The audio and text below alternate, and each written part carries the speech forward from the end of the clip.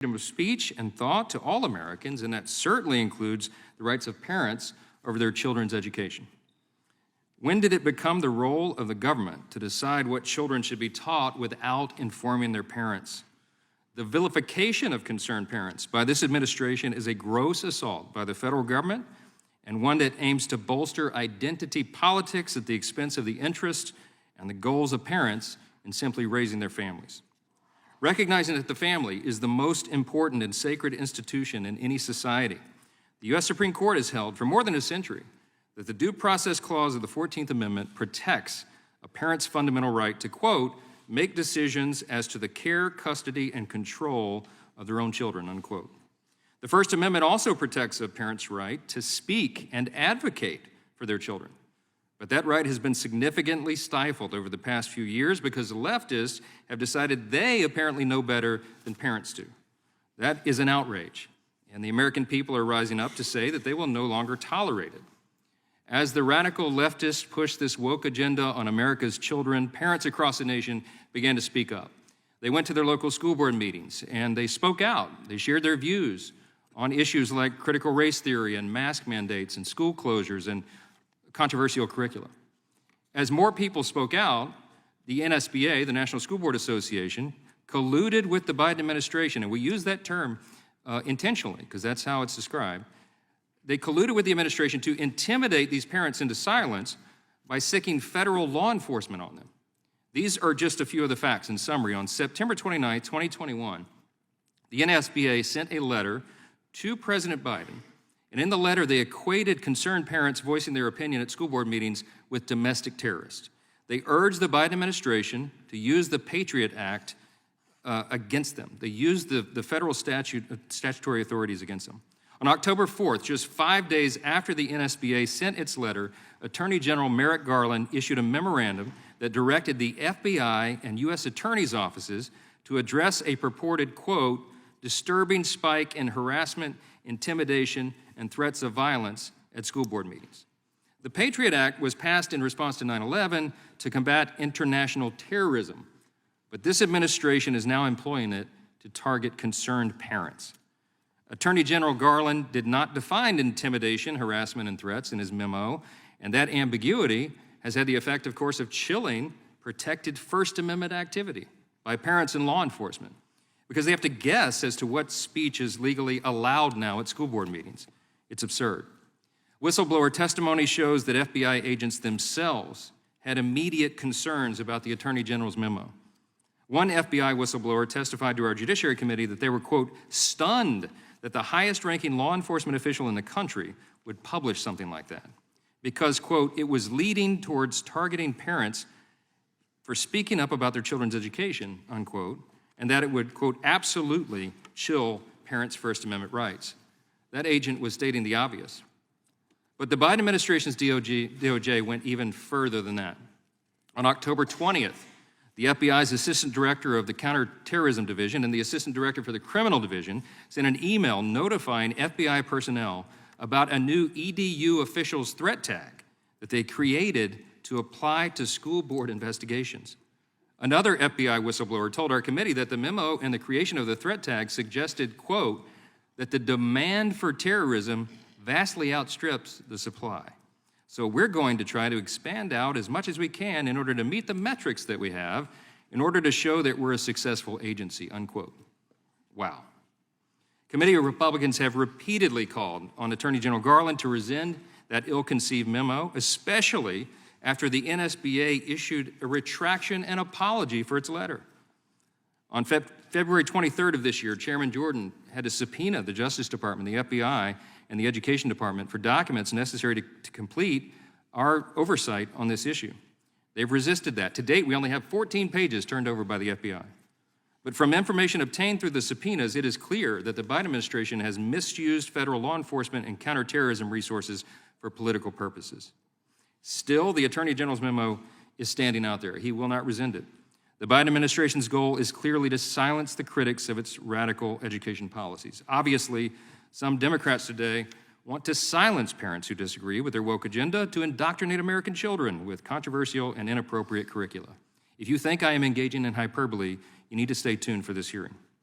The radical left has infiltrated nearly every institution in this country, and our education system is one of the most glaring examples. Just imagine, just for a moment, if a Republican president designated an entire group of Americans as terrorists simply because they disagreed with the administration. Democrats and the media would go berserk. And yet, strangely, when the Biden administration does this, they all look the other way. But good conscience and the Constitution require us to address this with urgency. Our responsibility in these hearings and in all these investigations throughout this entire Congress is to do three things very clearly. Clearly present the undisputed facts for the American people to evaluate for themselves, and for us to use as a guide to craft legislation to reform this chaos and ensure it is never allowed to happen again. And third, to use the power of the purse that we have here in the House to ensure that federal agencies are never again allowed to abuse and use the precious treasure of taxpayers against them. The Biden administration's draconian approach to governance is a grave concern for committee Republicans, and I think all Americans.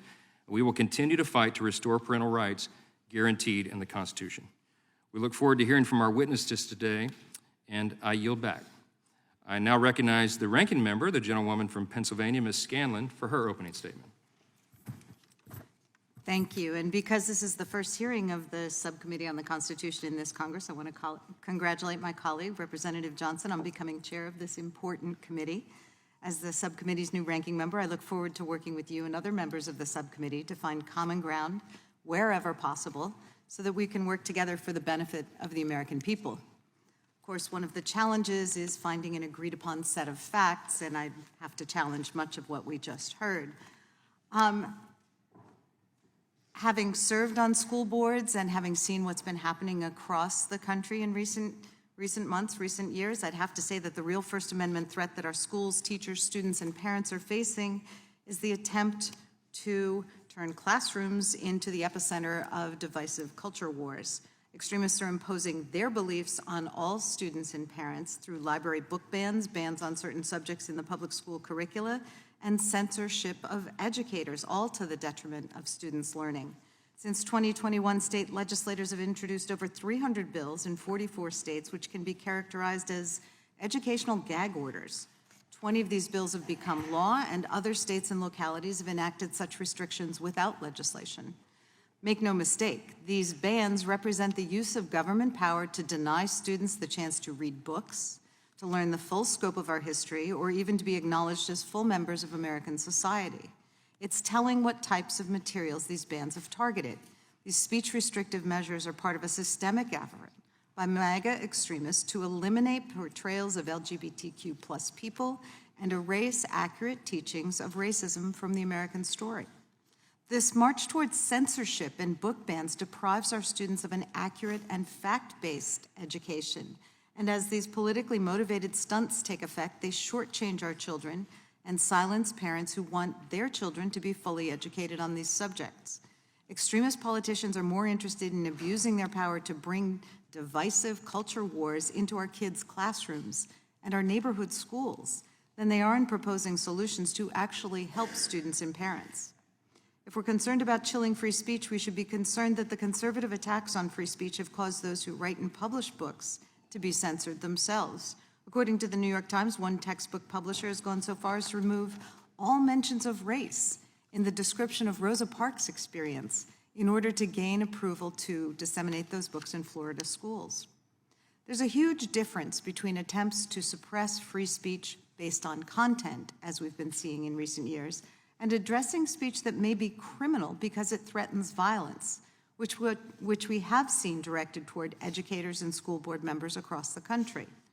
Our Republican colleagues have tried to frame these potentially criminal acts to intimidate school board officials as examples of protected free speech by carrying in involved parents. They are not.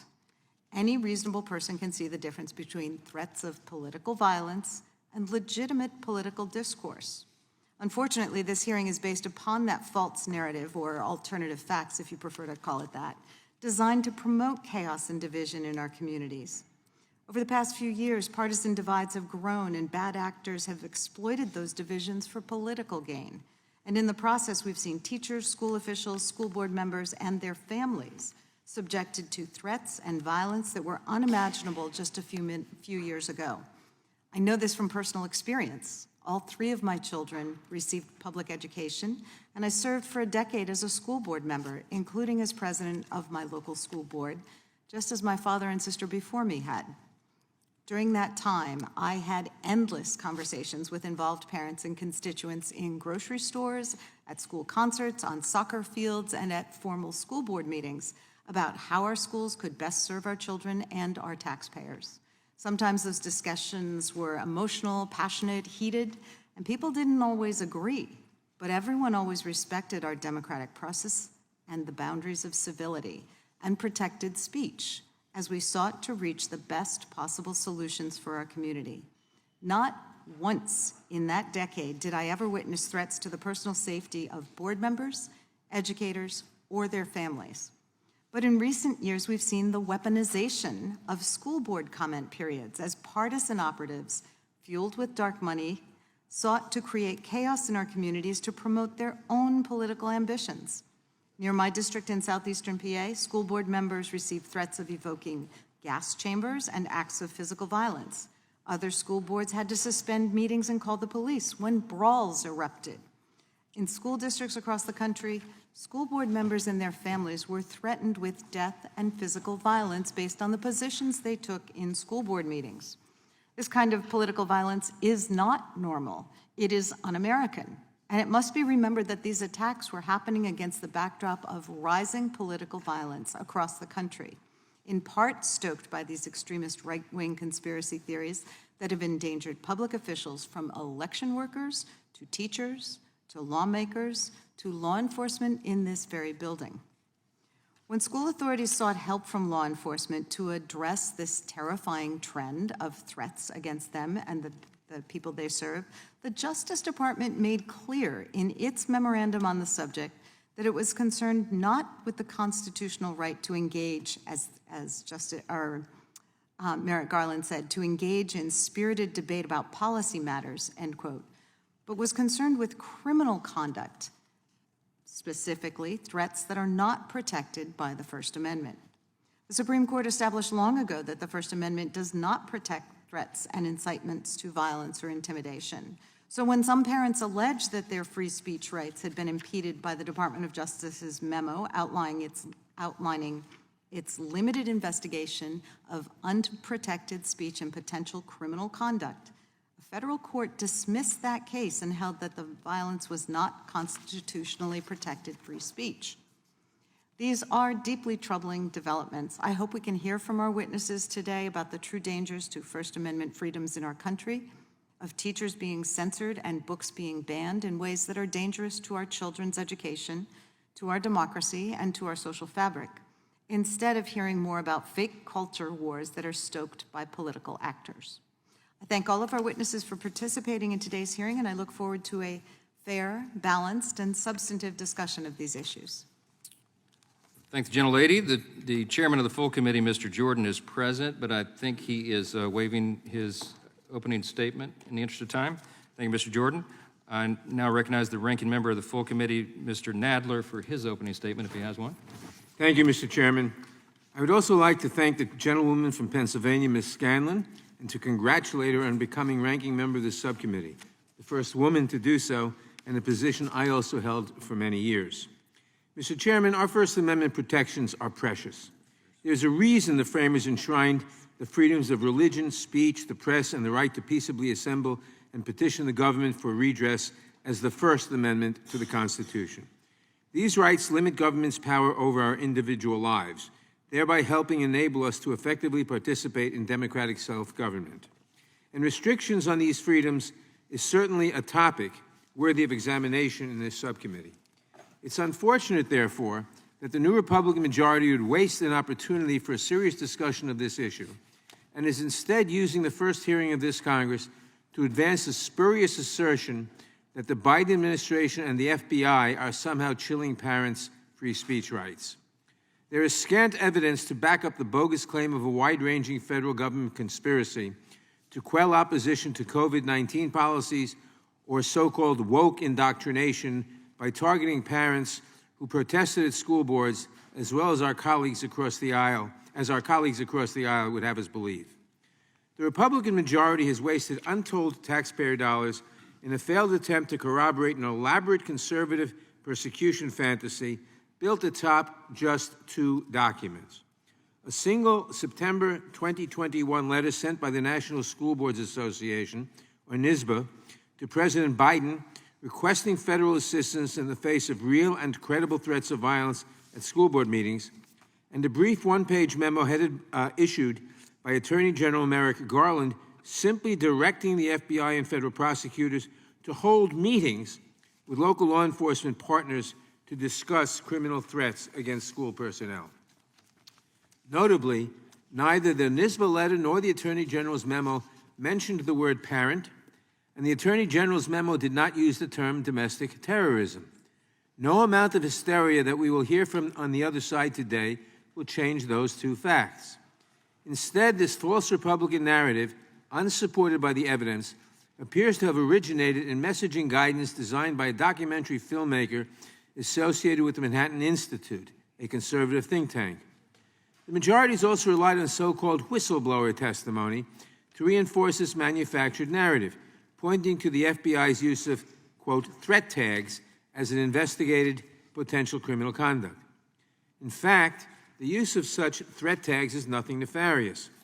According to the FBI, it simply uses these tags to track information and to spot trends, but it does not necessarily signal a full investigation. Here, the tag was used to track threats directed against school officials, not parents who attended school board meetings, as has been claimed by the majority. Moreover, as the Republicans' own recent interim staff report acknowledges, the FBI has indicated that none of the school board-related investigations have resulted in federal arrests or charges. The majority would have the public believe that this all adds up to some murky, nefarious conspiracy orchestrated by the Biden administration to chill parents' free speech rights. But there is a simpler explanation. The DOJ is doing its job. We are living during an epidemic of gun violence and mass shootings. Sadly, workplaces, grocery stores, places of worship, and perhaps worst of all, schools have been targets. And political violence of all stripes has become an increasingly common occurrence. Those of us who were in this House on January 6th know that all too well. In this environment, it is both reasonable and legal for the Department of Justice to ensure that state and local law enforcement have the resources they need to protect American citizens from violence and threats of violence. Of course, the First Amendment protects the right to protest vigorously, even with offensive or acerbic language.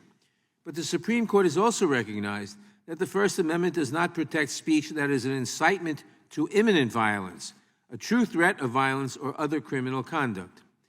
When a parent or any other person crosses the line from mere protest to credible threats of violence at school board meetings, this unprotected conduct undermines free speech values by intimidating other parents into silence. The DOJ memo explicitly acknowledged this very point, a fact my Republican colleagues always seem to ignore.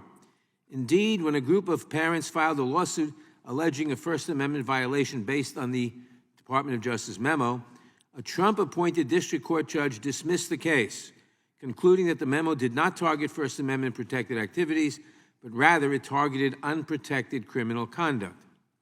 Bogus conspiracy theories aside, Americans are, in fact, currently facing a very real threat to their First Amendment rights in the education context. That threat, however, is coming from state and local governments.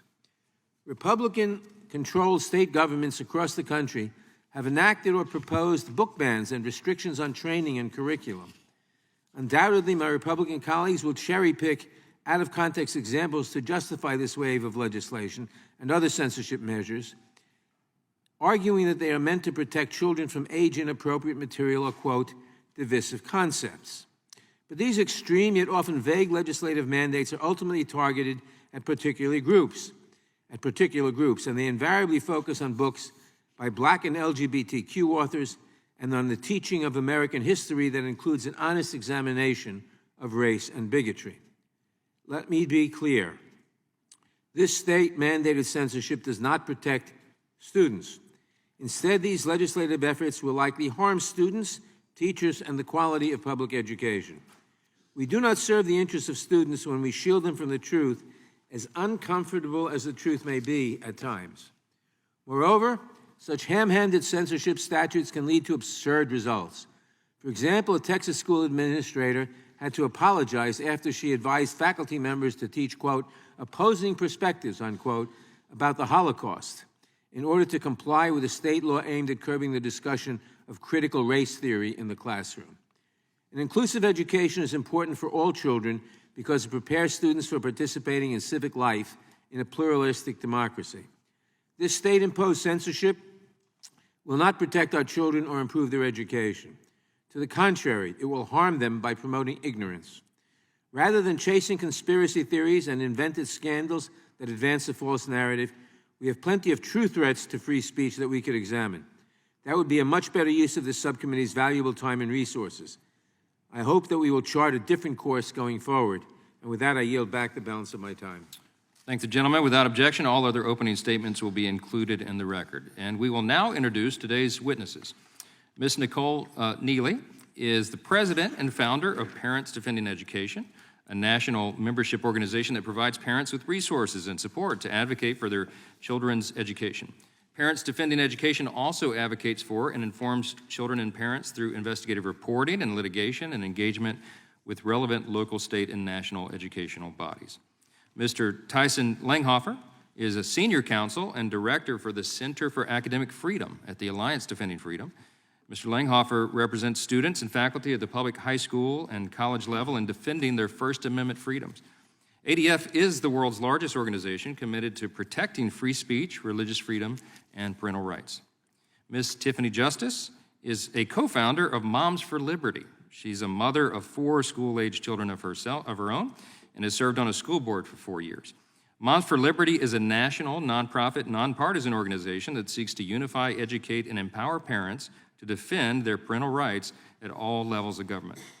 And finally, Ms. Nadine Johnson is with us. She serves as managing director of PEN America, Washington, and Free Express programs. She spearheads PEN America's engagement with the U.S. government on free expression issues in the U.S. and around the globe, focusing on matters of foreign policy, tech policy, privacy, and educational censorship. We welcome our witnesses and thank you all for appearing today. We will begin by swearing you in. If you wouldn't mind, please rise and raise your right hand.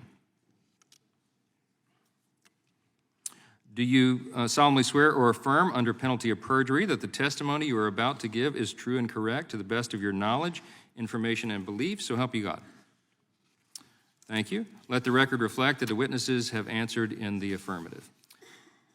Please know that your written testimony will be entered into the record in its entirety. Accordingly, we ask you to summarize your testimony in 5 minutes. The microphone in front of you has a clock and a series of lights, and when the light turns yellow, you should begin to conclude your remarks. When the light turns red, your time has expired. Ms. Neely, we'll begin with you, and you can start now. Push that button, and we can hear your voice. Thank you. Is that button lit up there? You got to put, there you go. Oh, it was green, but... There you go. Chairman Jordan, Chairman Johnson, Ranking Members Scanlon and Nadler, and distinguished members of the subcommittee, thank you for inviting me today. My name is Nicole Neely, and I am the president and founder of Parents Defending Education. I am also the executive director of PDE Action and founded the campus free speech organization Speech First, so this hearing topic is one that is near to my heart. On September 29th, 2021, the president of the National School Boards Association sent a letter to President Biden requesting federal intervention in school board issues, invoking, among other statutes, the U.S. Patriot Act to prove that federal engagement was warranted. Her letter stated that the classification of these heinous actions could be the equivalent to a form of domestic terrorism and hate crimes.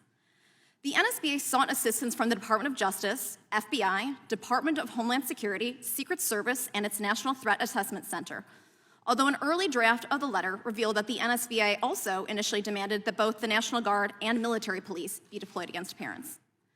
Families across the country were shocked by this letter, and even more taken aback when 5 days later, lightning speed in Washington, D.C., Attorney General Merrick Garland signed a memo on October 4th, 2021, directing the Federal Bureau of Investigation, working with each United States attorney, to convene meetings with federal, state, local, tribal, and territorial leaders in each federal judicial district within 30 days of the issuance of this memorandum.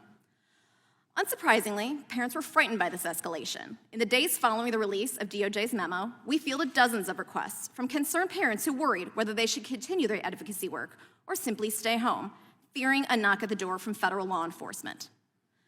Families' fears turned out to be well-founded. On October 14, 2021, the acting U.S. Attorney for Montana sent a memo to the Montana Attorney General, all county attorneys, all sheriffs, the Montana Office of Public Instruction, and the Montana School Boards Association, outlining a short summary of federal statutes that may serve as a basis for a prosecution of such threats and violent conduct, in a move that calls to mind the law school game, Can You Indict a Ham Sandwich? 2 days later, on October 16, 2021, the Deputy Assistant Director of the FBI's Criminal Investigative Division sent a joint message from his division and the FBI's Counterterrorism Division announcing the creation of the threat tag EDU officials to be applied to investigations and assessments of threats specifically directed against school board administrators, board members, teachers, and staff. This memo wasn't revealed until a whistleblower provided it to this committee in November 2021. In May 2022, Chairman Jordan stated that the Committee on the Judiciary had evidence that this tag had been used against parents dozens of times. The question remains, however, what was the genesis of such a memo? On October 11th and 12th, 2021, I personally filed public records requests in the home districts of all NSBA board members to learn about the letter's creation. Those FOIA results revealed that not only were the majority of the NSBA board not told of the letter in advance, but that they were nearly all opposed to its contents. And furthermore, that NSBA leadership had been in talks with the White House over the letter's content for, quote, several weeks. In addition, I contacted each state affiliate of the NSBA to ask if their organization was involved in the creation of the letter, if they agreed with its substance and tone, and if they planned to report individuals in their state to DOJ. At last count, 26 states have either withdrawn their membership, participation, or dues from the NSBA. Attorney General Garland asserted in sworn testimony before both the House and Senate Judiciary Committees in October 2021 that his memo was written solely in response to the NSBA's letter. The NSBA apologized for its letter on October 22, 2021. Yet curiously, the Attorney General has yet to rescind DOJ's memo. Accordingly, it appears to remain in effect to this day, hanging over parents like the sword of Damocles. To be clear, my colleagues and I at Parents Defending Education have always opposed violence, and we continue to do so. Yet school boards seem to forget. Parents have a constitutional right to assemble, to speak, to petition their government for a redress of grievances. But sadly, the airing of these concerns is now viewed by elected officials as violent, offensive, or hateful, in many cases based solely upon the speaker's viewpoint. American families have many concerns about education which merit discussion and open debate.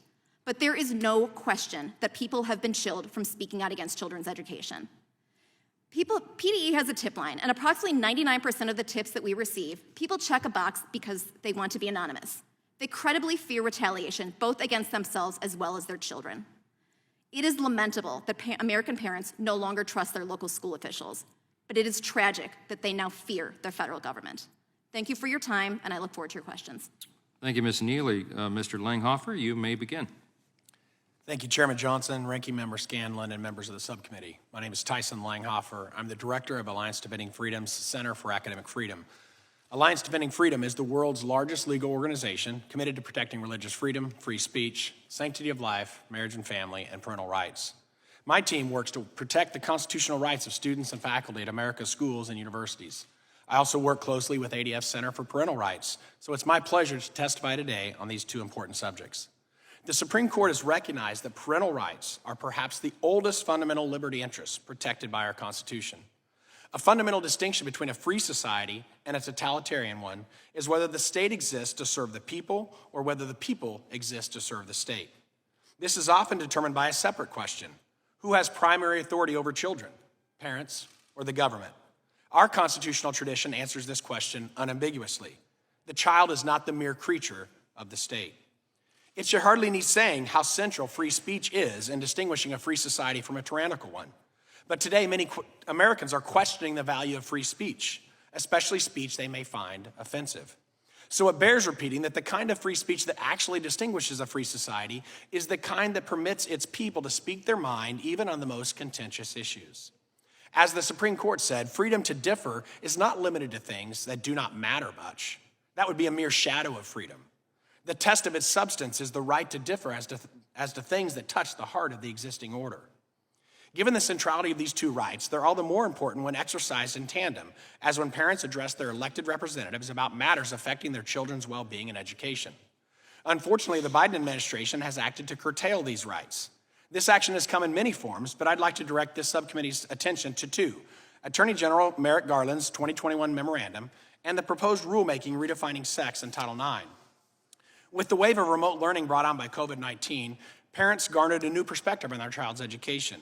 Many didn't like what they saw, especially when it came to curricular materials promoting radical, unscientific views about sex and gender.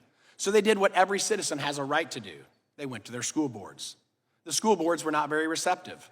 Loudoun County was infamously hostile. One elementary school teacher, Tanner Cross, spoke in a public comment period about his opposition to a proposed policy that would require him to engage in social transition of his students. Within 48 hours, he was suspended. ADF represented him in a lawsuit against the board and secured his reinstatement, which was affirmed by the Virginia Supreme Court. But the school board subsequently enacted the policy and continued silencing people. Here's where the administration comes in. The Biden administration admitted that it worked with the National School Boards Association in producing a letter from the NSBA to the administration. The letter cited the events in Loudoun County and generalized parental opposition as, quote, acts of malice that were, quote, equivalent to a form of domestic terrorism. The NSBA later apologized, but the Biden administration had already gotten what it wanted: a pretext to target parents. A few days after the NSBA letter, A.G. Garland issued his memorandum mobilizing federal law enforcement officials. A.G. Garland claimed that this was focused exclusively on violent acts, but his own memorandum sweeps much broader, and it unquestionably chilled parents in exercising their rights. Even though the public outcry was severe, the administration would not rescind the memorandum. After intimidating parents into silence, then the administration moved to codify the very policies they were objecting to by proposing to redefine sex in Title IX to include sexual orientation and gender identity. And it expressly blesses policies that would require schools to engage in social transitions for students, even while hiding this from parents. ADF successfully represented a teacher in Kansas challenging such a policy, and ADF is currently representing parents in Wisconsin. In that case, the school wasn't just keeping social transition secret, they were insisting on doing it over the objection of the parents. The Title IX changes also dramatically impact free speech. ADF is representing a student, parent, and teachers, all of whom were punished for expressing a view about gender identity that was different from the view the school requires. In all of these cases, the school cites to Title IX as a basis for their coercive actions. The Biden administration's actions are both chilling and outright curtailing parents' most fundamental constitutional rights. I urge this subcommittee to use all means at its disposal to counter this executive overreach, and I welcome any questions. Thank you, Mr. Langhofer. Ms. Justice, you may begin. Good afternoon, distinguished members of the Constitution and Limited Government Subcommittee. My name is Tiffany Justice, co-founder of Moms for Liberty. Founded in 2021, Moms for Liberty has 275 chapters in 44 states and is growing every month. I want to begin by thanking you for taking up this important topic. Free speech has been chilled for too long by our own government. I applaud you for bringing attention to the intimidation and harassment of law-abiding citizens. Parents have the fundamental right to direct the upbringing of their children. That includes their education, medical care, morality, and religion. I want to be clear, these are inherent, natural rights. Parental rights do not stop at the classroom door. We do not co-parent with the government. In March 2020, public schools across the country were closed without parental input. Tina Deskovich and I, co-founders of Moms for Liberty, were serving on school boards in Florida. School districts shifted to virtual learning, but accountability for teaching and learning was lacking. Despite documented low student engagement, graduation rates remained steady, and federally mandated services were not being provided despite continued funding. Parents watched in horror as teachers' unions fought to keep schools closed. We watched as our children struggled with depression and anxiety, their development regressing at every turn. Nationally, parents were asking when and how had we become a nation that was more concerned with protecting adults than protecting children. Parents desperately wanted to help their children, and they turned to their school boards to try to understand why it was okay for people to gather and riot in the streets and not for children to gather and learn in classrooms. In the U.S., the right to petition the government to correct a wrong or achieve a goal is fundamental to the workings of our constitutional republic. Parents who took up this right were silenced. Then, the premier law enforcement agency of the United States of America, the FBI, was used as a weapon by the DOJ against parents who dared to voice their concerns at the most local level, their school board. Thanks to the whistleblower, we now have evidence that Attorney General Garland instructed the FBI to take action against parents, and that a threat tag was created for parents who spoke up in public meetings. How dare they? One of our moms was one of those parents targeted. 1 minute, you're making peanut butter and jelly, and the next minute, the FBI is calling you. You answer the phone, and they want to talk to you about your comments at a school board meeting last week. Do you have any guns in your home? Do you have a history of mental health illness? Oh, and by the way, don't tell anyone we called. When this mother called me, I was numb. I was shocked. I did not know what to say. Can the FBI ask you to be confidential about their inquiry to you? I immediately worked to make the Judiciary Committee members aware of this situation. Did the actions of the Biden administration chill the free speech of parents? Yes. There is no doubt. It sent shockwaves across this country that we still feel today. And what did this mom do wrong? She disagreed with her school board.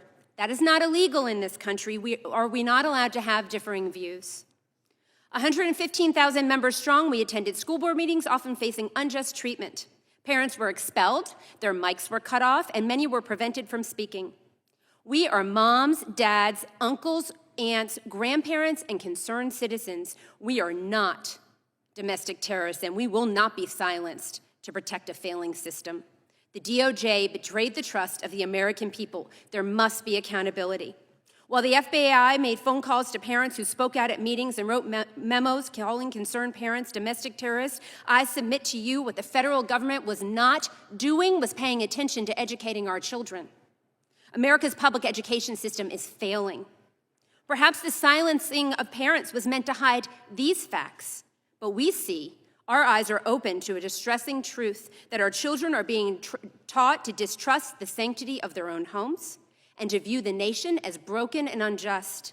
We witness schools and states fueling this fire, encouraging such beliefs to take hold.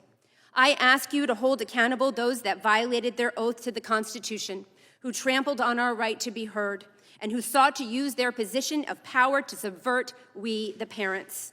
The number one indicator of student success is parental involvement.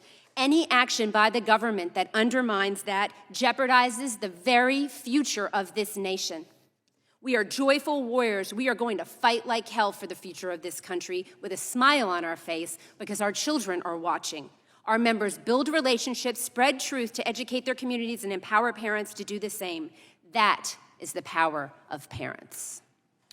Thank you, Ms. Justice. Ms. Johnson, now you may begin. Thank you, Chairman Johnson, Chairman Jordan, Ranking Member Scanlon, and members of the subcommittee. My name is Nadine Fareed Johnson, and I am the Managing Director for Washington and Free Expression Programs at PEN America. It is an honor to testify here today. I am a daughter of immigrants, a mother of 2 young school-aged children, an attorney by training, and a proud American who had the privilege of serving her country under both the Obama and Trump administrations. PEN America, my employer, is a nonprofit, nonpartisan organization that stands at the intersection of literature and human rights to protect free expression in the U.S. and around the globe. We view free speech as an underpinning of democracy and a cause above politics, and we are unwavering in our commitment to upholding this foundational right. Today, we are in the midst of the broadest attack on First Amendment rights in schools and universities this country has seen in generations. Throughout our nation's history, we have seen waves of efforts to curtail access to books, but at every turn, these censorious efforts have ultimately failed, and the rights protected by the First Amendment have been preserved. In this new era of censorship, we have tracked 303 bills, which we term educational gag orders, in 44 states. These government restrictions forbid the teaching of specific curricula or ban certain concepts from the classroom. We have already seen the chilling effects of this kind of legislation on educators around the country. Book banning is a compounding trend. We documented more than 2,500 instances of individual books being banned in the last school year alone, affecting 4 million children in 32 states. National and local groups purporting to represent the well wishes of all parents are overwhelmingly targeting books with LGBTQ+ characters or themes, or primary characters who are people of color. We must not confuse access to books and ideas with endorsement of their content. Books such as Mein Kampf, The Communist Manifesto, Uncle Tom's Cabin, and Gone with the Wind are on public and school library shelves as they should be. The right approach to such materials is to contextualize them and to read and teach them with sensitivity and a critical eye, not to deny access. And the right answer when it comes to different ideas about books cannot be to cull the ones to which anyone objects. That would too easily leave nothing on the shelf. Parents have a right and a responsibility to be aware of, involved in, and express concerns about their children's education. That's why we have parent-teacher associations, sign up for parent-teacher conferences, attend school board meetings, and see school districts across the country publish their curricula. And for many of us, myself included, it's why we check our children's homework, read to them or encourage them to read each night, and advocate for them when the need arises. Yet much of what we are seeing now is not just parents being involved in their children's classrooms. It is instead an effort to impose the wishes of a few onto entire communities by enlisting the government to act as a proxy and engage in censorship on their behalf. Supreme Court jurisprudence has repeatedly made clear that the First Amendment, including the right to receive ideas and information, applies in public schools. School boards may not contract the spectrum of available knowledge. We can certainly disagree about and debate training materials, classroom discussion topics, and more. And at times, materials in use in American schools may be tendentious or heavy-handed, but the right approach to handling this is to raise concerns and work together to address them. The answer is not legislated bans. Given our work all over the world to fight threats to free speech, we at PEN America are particularly attuned to the fact that educational censorship laws and book bans are a long-standing tactic of repressive regimes. Apartheid South Africa banned 12,000 books. The Nazi Party burned un-German ones.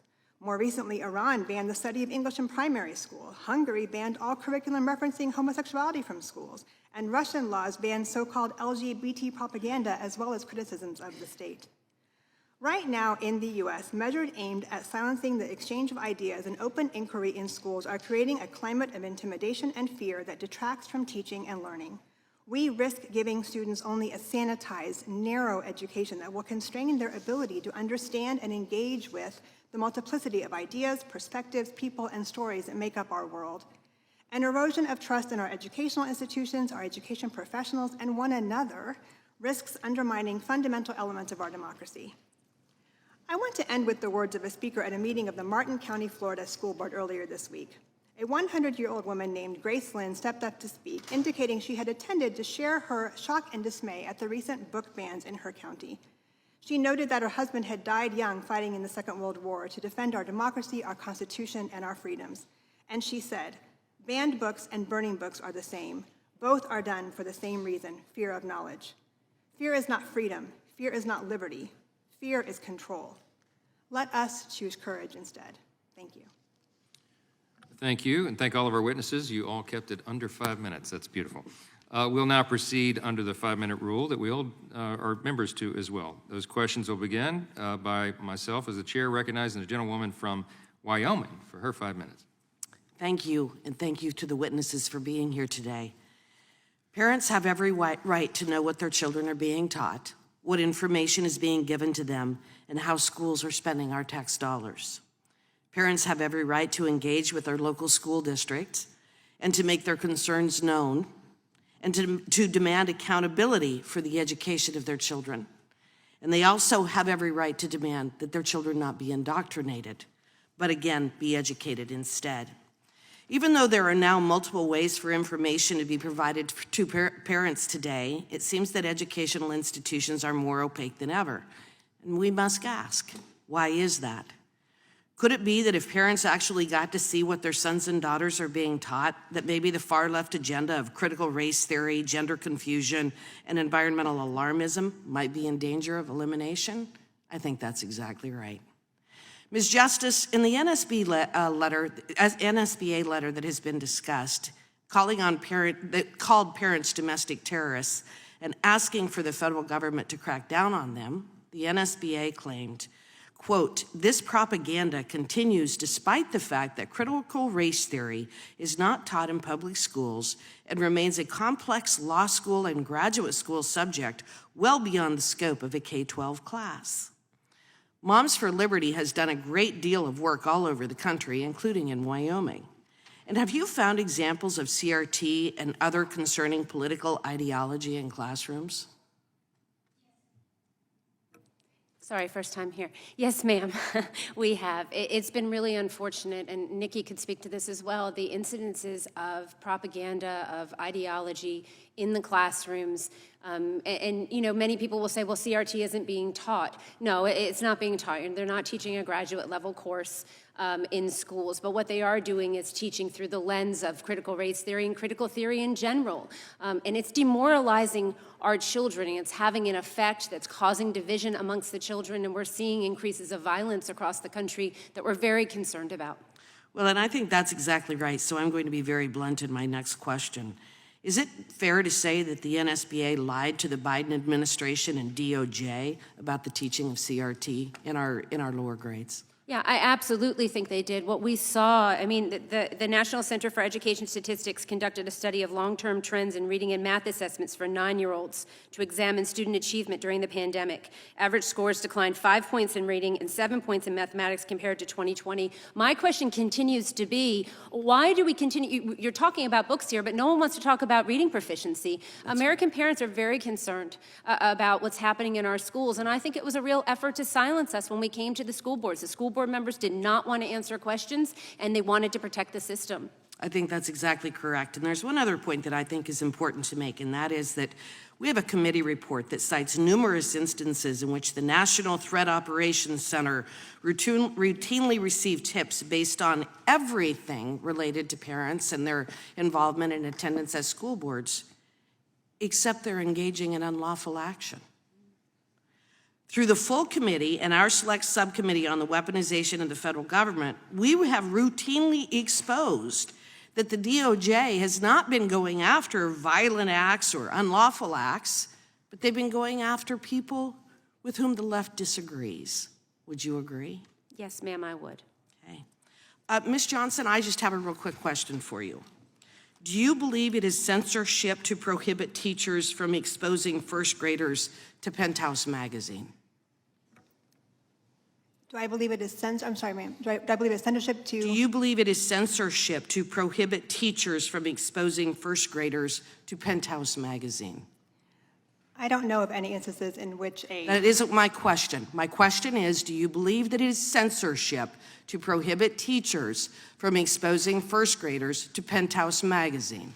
I believe that it is important that we have parents, teachers, and educators. You are not going to involved. answer my question then, is that right? I believe it is important to have parents, teachers, and educators involved in understanding what is being presented to students. Do you believe that and it is there appropriate to present Penthouse to first graders? Of course not. Thank you. I yield back. Thank the gentlelady. Now recognize the ranking member, Ms. Scanlon, for 5 minutes. Thank you. As I noted in my opening statement, we've seen a troubling rise in violence, threats, and intimidation against school officials in recent years. I would note that most of these school officials are, in fact, parents, grandparents, moms and dads in their own right.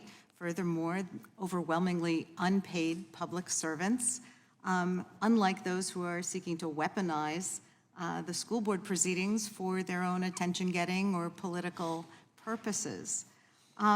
Yes, parents have a right to protest vigorously at school board meetings under the First Amendment, but intimidation and threats are not protected by the First Amendment when they go too far, and that's certainly what we saw. It wasn't people offering peanut butter sandwiches to school board members. It was people saying to school board members, we're going to kill you, or contacting the children of school board members and saying, we're going to kill you and your parents. So, I mean, we're not talking about idle policy discussions here. We're talking about threats against individuals based upon their political positions. Political violence is un-American. Ms. Freed-Johnson, can you speak to the difference between protected speech under the First Amendment and threats of violence? Yes, thank you for the question. You are correct that there are certain narrowly defined types of expression that do not receive First Amendment protection, and these do include incitement and true threats. The key with incitement is that the imminence of the reaction, will there be an immediate unlawful reaction as a result of speech advocating illegal conduct? Will there be an immediate violent reaction as a result of the communication? These are quite different from protected speech, even passionate or zealous speech that is certainly protected. And PEN America, we want people to show up at school board meetings. We want people in the community to be able to engage. It's critically important that we have that discourse. What we also understand is that there are limitations, and those do include, as I mentioned, incitement and true threats. Sure, and certainly we've seen situations where there is a disruption to a public proceeding. In fact, there was one across the Capitol this afternoon as the Republican chair of a subcommittee had a father of a child murdered at Parkland removed from a hearing and arrested. So perhaps the protected speech is in the eye of the beholder at certain times. I would ask unanimous consent to enter into the record a Reuters report documenting over 200 threats to school officials made during the relevant time period. It's a special report on USA education threats. Without objection. Thank you. And I would also enter into the record an article from Chapelboro, Proud Boys' presence leads to metal detectors and deputies at school board meetings. Without objection. Thank you. Ms. Fareed-Johnson, American democracy relies upon an informed and engaged citizenry. How do attacks on the First Amendment in terms of what books students have access to and what subjects teachers are allowed to teach, how does that impact our democracy and hinder students' ability to participate in real-world experiences? It is critically important that we allow a diverse perspective of viewpoints and information to be taught in our schools. And I want to be really clear here that generations of children have read stories about experiences and lives that are different from their own. Reading about the Holocaust does not make one a Nazi. Understanding what happened during the Jim Crow era does not make one anti-civil rights or otherwise. What we need to be able to do is to ensure that people are informed, because as the Supreme Court has said, when we allow free expression in the classroom, because we know the First Amendment rights do not stop at the schoolhouse door, when we allow that type of expression, what we are doing is preparing these students for life in a democracy, a participatory democracy, one that does require us to debate, to understand, and to discuss. The more that we shield people from understanding the world around them, the worse off we will be. And I have to also say that this is a global issue as well. You know, at PEN America, we work on issues all around the world, and we see what happens when authoritarian types of decision-making can affect what happens to a populace. It is critically important that we have an informed population that understands how to debate civilly, that understands discourse, and that works together so we can move forward as a nation. And I think that is one of the big fears here, that it undermines our communities to allow a very noisy minority to dictate what everybody gets to hear. So it's not that a particular voice is being silenced, it's that we need to work together, parents and teachers, to develop our community standards. So thank you. I yield back. Gentlelady's time's expired. I will enter without objection into the record a copy of the interim staff report on the Committee on the Judiciary and the Select Subcommittee on the Weaponization of the Federal Government dated March 21, 2023, and entitled A Manufactured Issue and Misapplied Priorities. Subpoenaed documents show no legitimate basis for the Attorney General's anti-parent memo, with the conclusion that the overwhelming majority of judicial districts reported not having heard of any instances or threats of violence being leveled at school board officials. I will now recognize the gentleman from South Carolina for his 5 minutes. Thank you, Mr. Chairman, for holding this hearing today, and thank you to our witnesses for being here. Families stand at the center of our society, and every family has a personal stake in promoting excellence in education. Excellence does not begin in Washington. This is straight from Ronald Reagan's 1984 State of the Union speech. Mr. Chairman, I think that quote is as true today and even more so than it was 40 years ago.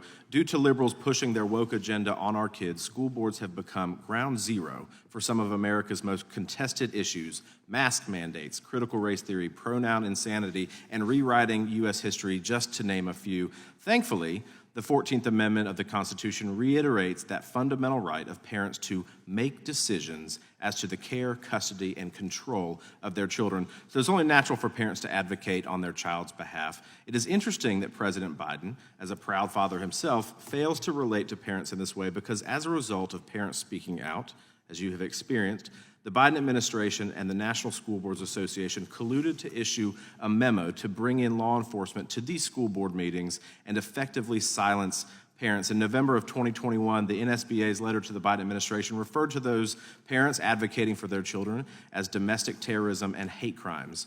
Are you kidding me at this point? When I was a member of the South Carolina legislature, I, along with 36 other Republicans, called on the South Carolina School Boards Association to pull out of the NSBA, and within a week, South Carolina joined the long list of states that were no longer part of that national association. These parents are not domestic terrorists. They are simply parents who want the best for their kids. And in fact, I would offer that it is important for parents to work with school board members and not to have that divide between them that is arbitrarily put up by this administration. Mr. Langhofer, can you describe an instance where you represented a parent or teacher who was being retaliated against for speaking at a school board meeting?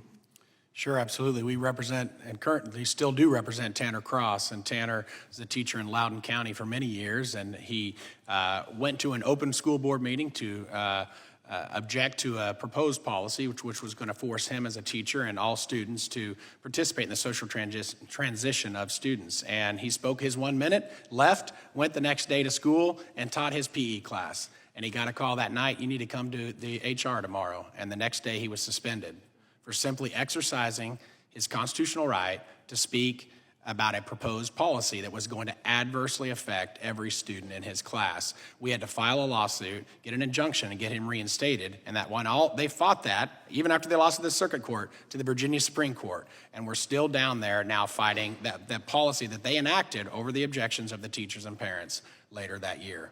Thank you. Do you think the Attorney General's October 4th memo, did that result in hostility toward parents that were advocating against some of the liberal agenda items that were coming in front of school boards?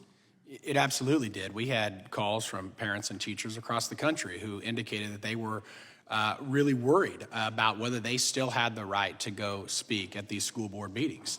When you've got the power of the Department of Justice and the FBI telling you that if you go to these school board meetings, you may be labeled a domestic terrorist by the NSBA and DOJ may target you, it absolutely affected them. And you know, it took away their right to advocate for their kids, which is their constitutional right. Right. On the one hand, it would seem to indicate that parents were not welcome at a school board meeting to talk freely with their elected representatives. Is that fair to say? That's absolutely what's fair to say, because the DOJ issued their letter solely based upon the NSBA, and the NSBA has now retracted that letter and apologized for it. Right, and on the other hand, instead of kind of setting up a collaborative approach where parents are working with school boards, you kind of have that divided line with this memo that makes it a very adversarial process when a parent comes before a school board. Would you agree with that? It absolutely it created a much more hostile environment for parents to be able to collaborate in the political process. In your experience, what are some of the topics that parents bring up at these school board meetings? And do you think that these parents have valid concerns in bringing them up at a school board meeting? Yeah, our experience with parents and teachers that we represent are they were advocating against policies which would force every teacher at a school to participate in the social transition of students as young as kindergarten and first grade without the permission of their parents and hiding that information from the parents. They also were objecting to curriculum and materials and presentations which classified students based upon their race or their religion and sex and classified them into oppressors or oppressed and labeled them, and then created this divide at the school that wasn't there prior to those curricular materials.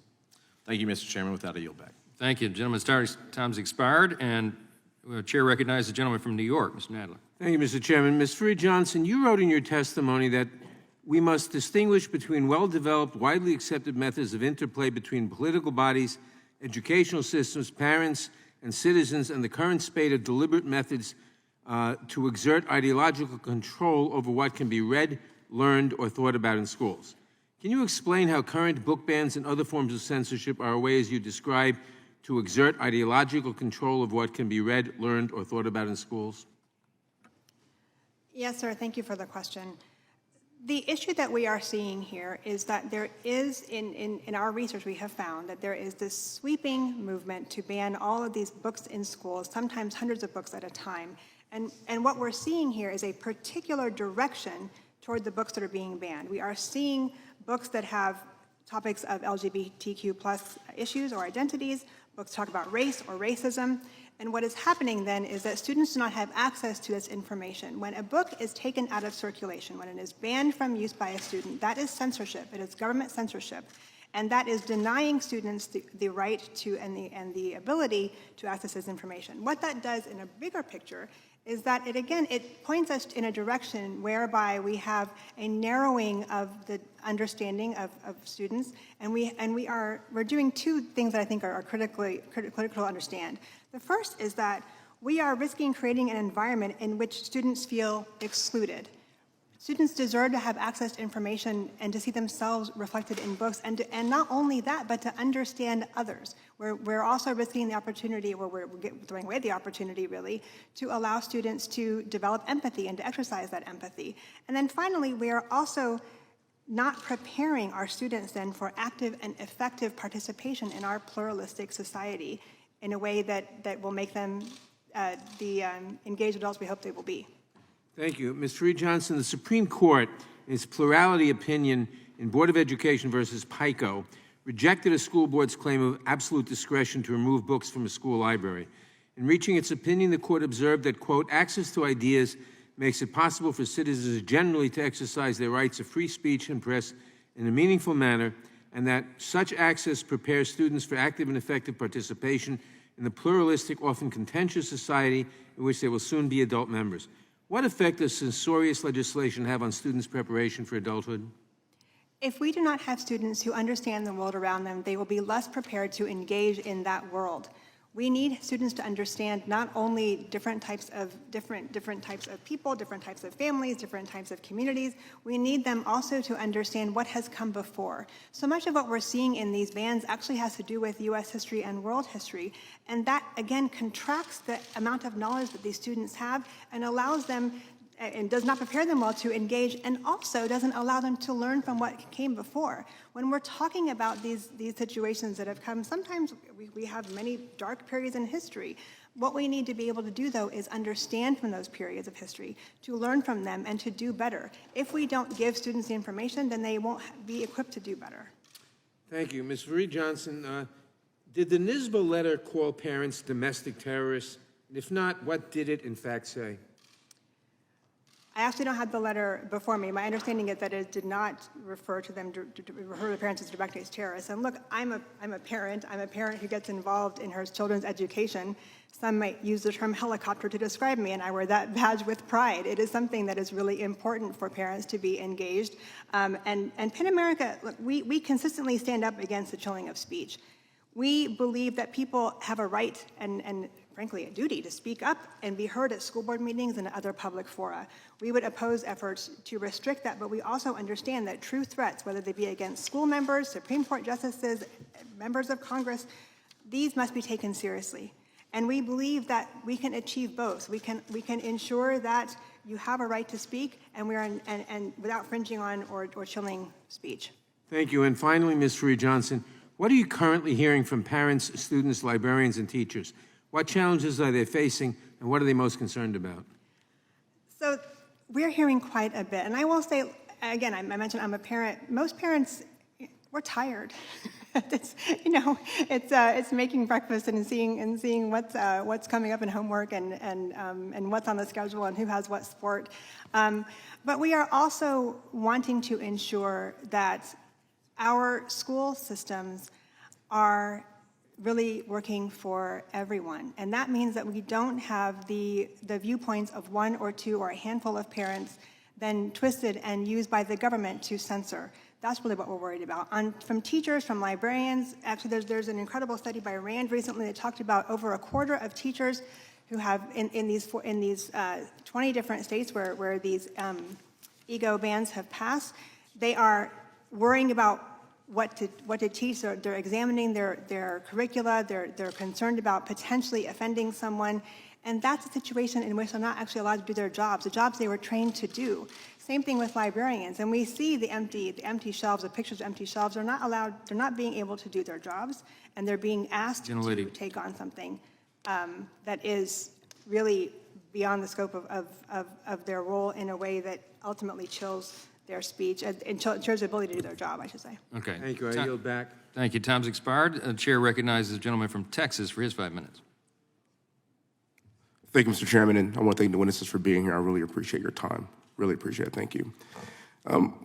When parents begin exercising their right to question their local school boards during the height of COVID, amid mass mandates, woke curricula, and harassment in schools, how did the DOJ respond? The Department of Justice responded under Merrick Garland with directing the public to report threats of violence to school board members, officials, and workers in our national public schools to a national hotline. One particular case, a mom was reported to the hotline as a threat because she was A, conservative, and B, she was a lawful gun owner, like myself. The complainant alleged that the mom was a threat because she belonged to a right-wing group known as Moms for Liberty. And I have a real problem with identifying people like this because it's your right to belong to whoever you want to belong to, and that's your freedoms. Another investigation opened because a tip to the hotline, a dad was investigated because according to the complainant, the dad fit the profile of an insurrectionist. I don't really know what that means, but that's interesting. And he had a lot of guns and threatened to use them. Yet when the FBI asked about the complainant about these threats from the dad, the complainant admitted that no specific information or observations or any crimes or threats. According to the FBI, not one of these school board-related investigations resulted in federal arrest or charges, not a single one. Recently, the DOJ announced that they were going to continue to prosecute people from January 6th to the tune of around 1,000 more people to be charged in not so distant future. Now, January 6th was over 2 years ago, and the DOJ is still looking to charge more people. Yet, when there is a true domestic terror threat like Antifa, the DOJ did not direct people to a national hotline, nor did they report these threats to our communities. Now, my colleagues on the left will tell you that Antifa doesn't exist. It's an idea. But my question is where is the intellectual curiosity to determine how Antifa, a highly coordinated domestic terrorist organization, is funded and organized? The DOJ did not set up a hotline for Antifa. They set up a hotline for you. No federal resources were set aside to investigate the violence that we saw unleashed across this country during the Summer of Love in 2020. Please note some of these photos. Wait a minute, that's not January 6th. That's May 31st, 2020. That's right in front of the White House. That's where the president lives, and at the time, President Trump was ushered into a bunker because his life was being threatened. Where was the hotline? Next photo. That's not January 6th either. That's July 27th. That is in Portland. And that is Antifa rioting and pillaging our country. Where was the hotline? Next slide. Well, hot damn. That's not January 6th either. Those are more rioters that are destroying and rioting in Salt Lake City. Next slide. I believe, is that it? But wait, there's more. And that's not January 6th either. That's June 1st, 2020. And that's the streets of D.C. that are being rioted and pillaged by rioters. Where's the outrage? Where's the hotline? This is what domestic terror looks like. This is not a school board meeting. There is no hotline for any of these riots. And we are going to have a hotline that's going to report parents for caring about their children's education. And even further, the DOJ would rather investigate 1,000 more people from January 6th than any single person in these photos. What a shame. And that is why this is no longer the Department of Justice. It is the Department of Subjective Justice. And with that, I yield back. Thank the gentleman. Chair recognizes next, gentleman from Georgia, Mr. Johnson.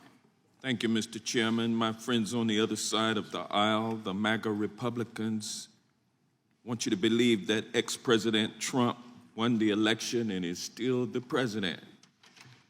And they want you to believe that the insurrection of January 6th was not an insurrection, it was just a tourist visit. And they want you to believe that the Tooth Fairy is woke and anti-Christian.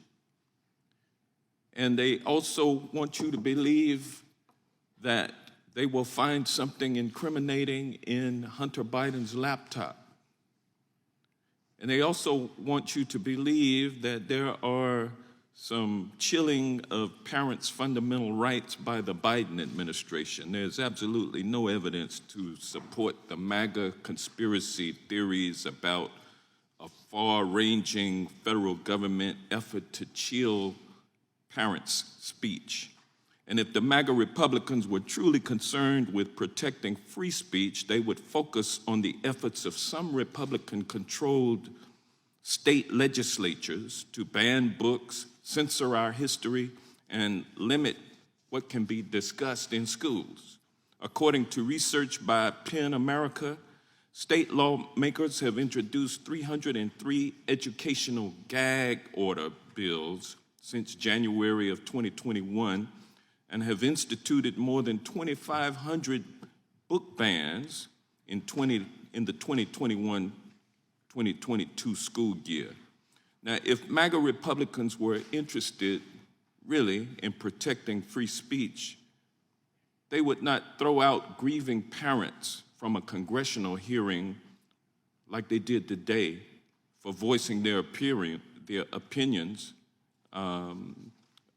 about their children being killed by gun violence.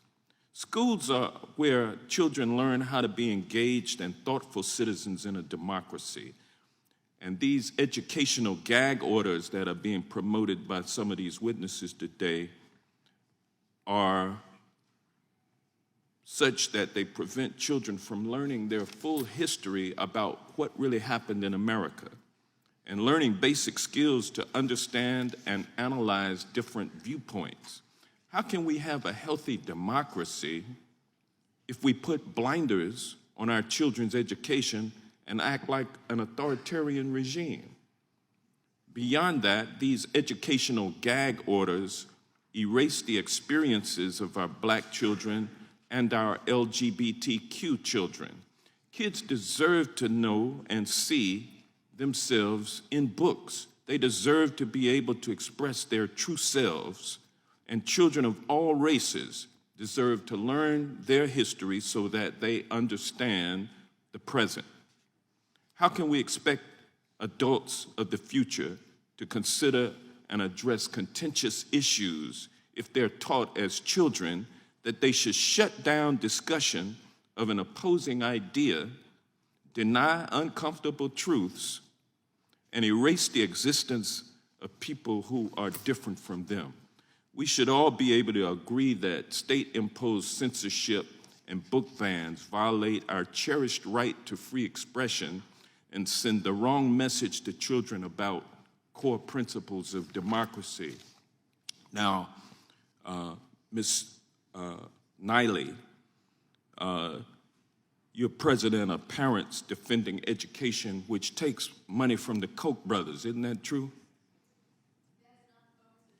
Well, you take money from the Koch brothers. That's my question. Isn't that correct? We believe in donor privacy, and I do not discuss where our money comes from. However, I do actually Reclaiming my time, Ms. Justice, your group is a dark money group, and you got your start opposing mask mandates to protect children and school workers from COVID. Isn't that true? Push your button there. Thank you. Thank you, ma'am. And Mr. If you speak up, make sure you push the button. Hold on just a second. Ms. Johnson, hang on just a second. I want to remind everybody to push the button so we can hear your voice when you respond. May I answer now? And Mr. Yes, you can answer. Oh, thank you. No, sir. I'm reclaiming my time. I didn't have my mic on. And Mr. Langhofer, the Southern Poverty Law Center has designated the Alliance Defending Freedom as an LGBTQ hate group. Isn't that correct? Alliance Defending Freedom is one of the world's most respected Supreme Court advocates. We've won 14 Supreme Court cases in the last 12 years. We advocate for the You are a rights of hate all group, people, are you not? all walks of life. You've been designated as a hate group, correct? We are an experienced Supreme Court advocacy organization I will that advocates for yield everybody's back my rights. time. Thank Yeah, you. you yield back. SPLC has zero credibility. They've made a habit over the last 4 years of labeling all conservative groups as hate groups. So you need to expand your sources. They labeled all hate groups as hate groups. Okay. All right. Gentleman's time's expired, and the chair now recognizes the gentleman from Texas, Mr. Roy. I thank the gentleman from Louisiana. Ms. Neely, I know you wanted to comment just a minute ago. I just wanted to see if I could get you to, within maybe 2 or 3 minutes, so I can go to another subject, explain a little bit of the great work that your organization has been doing. I think you're one of the true experts here and one of the heroes in exposing what has been going on in this administration to target parents. On September 29th, 2021, the National School Board Association sends a letter to President Biden equating parents to domestic terrorism. Scott Smith was one of those people. I invited him to be my guest at the State of the Union. He was trying to defend his daughter to a school board. And then he suddenly becomes the poster father for, quote, domestic terrorism. The superintendent at Loudoun County has been fired. The Commonwealth attorney on the case has been removed. On October 4th, after that September 29th memo, the Attorney General put out a memo. And I know that the gentlelady is familiar with it. On October 20th, and the FBI Assistant Director of Counterterrorism sent an email referencing the October 4th Garland directive, and then established the threat tag, domestic terrorism, which the Judiciary Committee ranking member just blithely just sweeps aside. It would be not concerning at all for an American to be have a threat tag associated with them as a domestic terrorist. This year, on January 11th, 2022, you told officers he was writing a letter to provide information to the White House from a request from Secretary Cardona. I want you to explain that. And on February 14th, 2022, NSBA leadership knew of DOJ memo before its release. Can you walk through all of your great work through the Freedom of Information Act to establish these facts that we are now relying upon to understand the dangers of this administration? Through the Freedom of Information Act request that we received back from the NSBA board members in their districts, 2 of the board members, Christy Sweat from the Salt Lake City School District, was corresponding with Marnie Maldonado from, I believe, Washington State. And she speculated that Secretary Cardona had been the impetus for that letter. I know that this chair and this committee has requested documents from the Department of Education and the Department of Justice, which have not yet been turned over to them by either department. And so we are unable to prove the veracity of that. But that is something that, again, an executive committee member of the NSBA asserted, and I think is something that the American people deserve answers on. The fact that Mary C. Wall, who is a senior advisor in the Domestic Policy Council at the White House, was intimately involved in this, maintains her job to this day, and is, I believe, a leader in the COVID-19 response team, has not yet been held accountable for this. No one who was involved in the genesis of this memo has ever been called to account for this. And so we demand answers on that. I think we deserve to know answers to that, how our tax dollars were weaponized against us as American citizens. This is a betrayal of us as Americans. Is there any doubt in your mind that there was collusion between the National School Board Association and the White House and the Department of Justice to target parents and coordinate the threat tag of domestic terrorism in light of the engagement in parents and school boards like Scott Smith? There's no question in my mind whatsoever. This had been in the works for several weeks before. There was also evidence that the National Association of Secondary School Principals, they released a statement on September 16th, 2021, calling for federal intervention. The American Association of School Superintendents also put out a statement, although they, in NSBA documents that were later released in May 2022, declined to request federal intervention. It feels very much like there was an effort afoot by a number of outside organizations to gin up support for a pretextual investigation by the federal government. So moving on to another subject in my minute and a half that I have left, I've heard a lot of colleagues on my other side of the aisle talking about book bans and accusing people in Florida, particularly Governor DeSantis and the people of Duval County, Florida, saying they want to ban books. Well, let me just say this. I hope they're successful in banning a number of books. The question is, which are those books? Are those books, for example, Genderqueer, a memoir, that book, or This Book is Gay?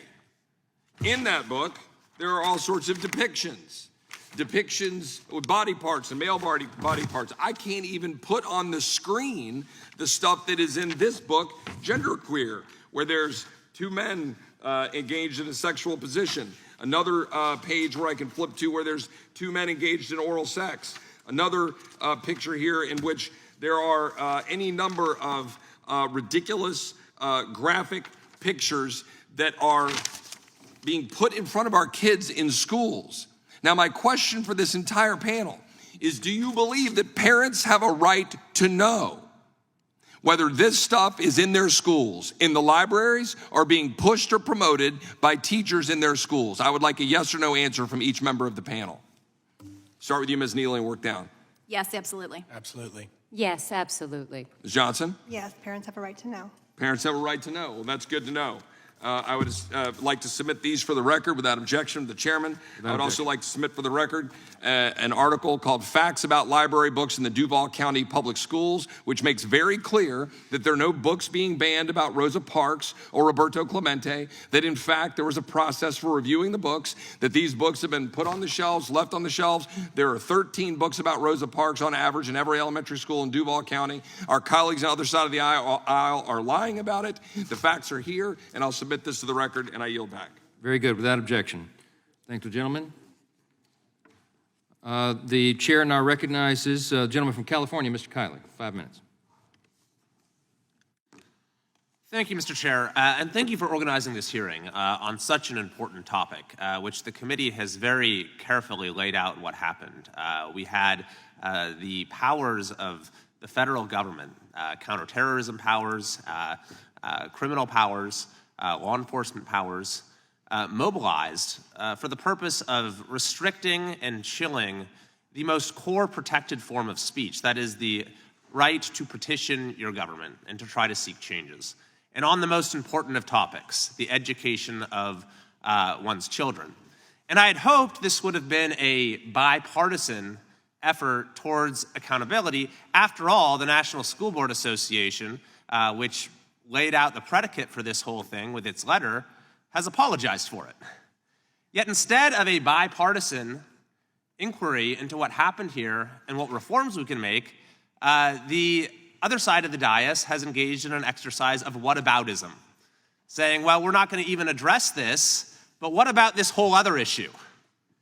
And as we've learned in the course of this discussion, this other issue is really a red herring. So, Ms. Johnson, language really matters, and you throw around terms like, book bans and censorship and gag orders. So I guess I'll just ask you, what, in your view, is the difference between banning books and selecting age-appropriate materials for classrooms? Thank you for the question. What we're seeing now in terms of banning books, I'll back up a minute. PEN America defines a book ban as the removal of material that had been previously available for students, whether that material is being removed as a permanent matter or for a review that sometimes turns into a long-form review and ultimately ends in, or it results in, the access to the book being removed. When we're talking about a book ban, what is happening is the government, the heavy hand of government coming in and saying that this book may no longer be accessed by children. Age appropriateness is a different matter. When we're talking about age appropriateness, there are actually a number of frameworks that exist for this. There's a Lexile framework that talks about what books should be, how books should be categorized and what ages. There are publishers who talk about this book is for young adults, this book is for children. So let's just take an example. You said earlier that you think Mein Kampf should be available in classrooms. What I said is that Mein Kampf, the Communist Manifesto, and other such books are available in public and school libraries and should be so that we can learn about them in should be. So did you mean for high school or elementary school? That is not for me to say, sir. I am not an expert in terms of the age appropriateness. That's fair. And so if Mein Kampf were not, or were in elementary school and they decided we're not going to have it there anymore, would that be a book ban? If it had been in an elementary school and was removed and placed in a high school, that's a good question. I think look, it depends on the actual situation, and you're talking to someone who's gonna. You're right. I know, it but does depend. look, I'm not trying to. It does depend on the situation. It depends on the situation. So clearly, you agree that there are some books that shouldn't be available to some grade levels.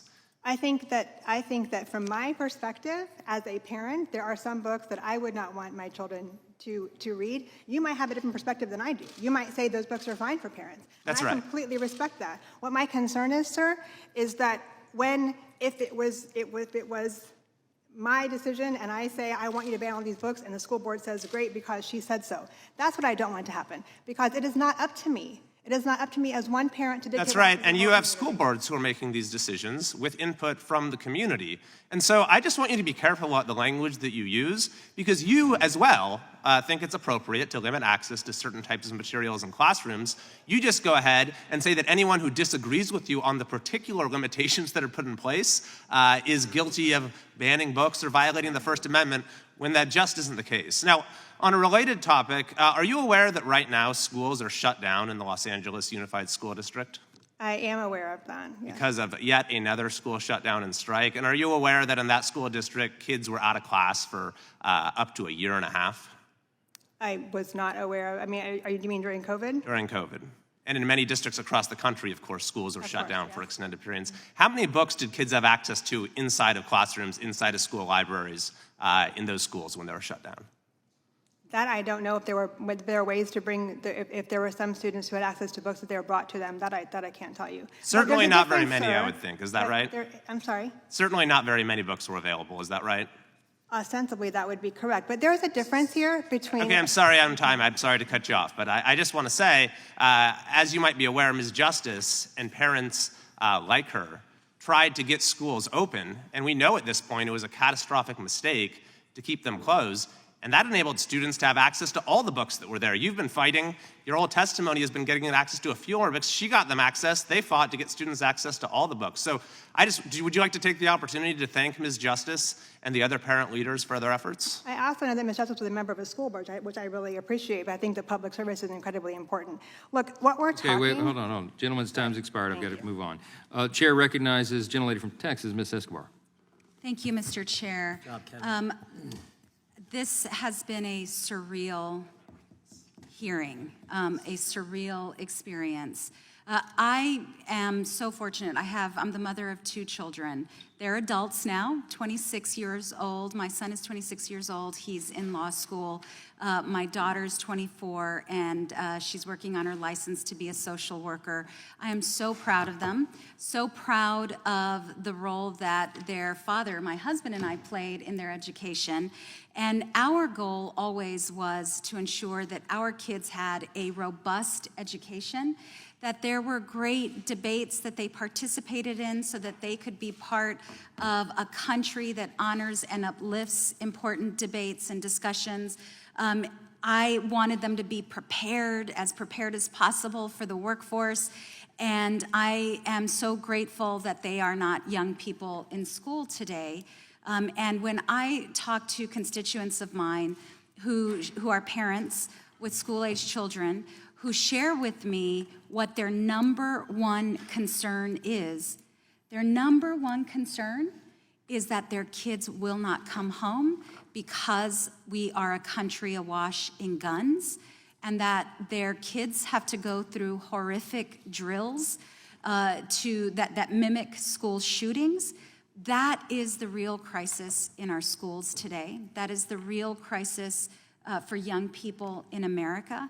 And instead of talking about that and confronting that crisis and talking about how we can create places that are safe for kids so that they can survive yet another day without fear of gun violence, this is what we're talking about. There's not been any evidence whatsoever of anyone being arrested or prosecuted, and instead now we have this extremist agenda that seeks to create the most limiting experience possible for children by limiting their access to important books about slavery, about the Holocaust, about aspects of human history that are important for us to learn from. Ms. Johnson, can you talk a little bit about the real chilling effect that laws such as the educational gag order can have on parents, students, and teachers? Yes, thank you for the question. What we are seeing with these laws is, as you know, it's essentially a threefold issue. The first is that educators now do not know what they are permitted to say based on what a political official has told them they can or cannot say in the classroom. The second is that there are now parents who are having less and less of being able to have input into what's happening in the schools. And as mentioned before, we do believe that parents have an essential role to play alongside teachers, alongside other educators in what happens in schools. And the third is that the students are not getting information. The entire point here is that we are talking about access. We want students to have access to information. As I've noted previously, the Supreme Court has held long ago that the First Amendment rights do not stop at the schoolhouse gate. That also extends to students, and it extends to the receipt of information. When we are not allowing students to have access to information, when we are not teaching them about the very basics of our history, we are doing them a disservice. And I completely understand. Look, we might have disagreements in this room. We might agree, maybe be surprised with whom we agree about what actually should take place, what actually should be taught in the classroom, to what age, in what manner. I completely get that. But what we don't want to see is a legislative ban saying it must be silenced. What we need to be doing is talking about it. Let's converse, let's discuss, let's debate, let's figure out what's best. Let's not silence. Thank you so much, Ms. Johnson. One last thing that I'd like to say. I've had the privilege of meeting with many teachers in my district, and teachers have a really tough job.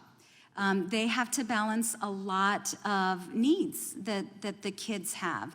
And the last thing that we should be doing with professionals who we are lucky to have in the workplace, like the great teachers that teach across this nation, is inserting politics into their job. So it is my hope that this committee can, and the subcommittee can, get back to focusing on real issues that American families face, so that we can create the best kind of environment for our kids, so that they can then go on and become as competitive and brilliant as they can be as part of our workforce future. Thank you so much. I yield back. Thank you. The gentlelady yields back. The chair recognizes the chairman of the full committee, Mr. Jordan, for 5 minutes. I thank the chairman. Ms. Johnson, in your written remarks, you said that the Penn Center has a steadfast devotion to free expression. In fact, I counted 16 times in your written testimony you used the terms free expression or free speech. I just want to know, 2 weeks ago when Senator Schumer stood on the Senate floor and said to a major American news outlet that they should not play video footage from January 6th, was that something that's consistent with a steadfast devotion to free expression? I'm sorry, sir, when Senator Schumer told Fox News, don't play video footage from January 6th, was that a commitment to steadfast devotion to free expression?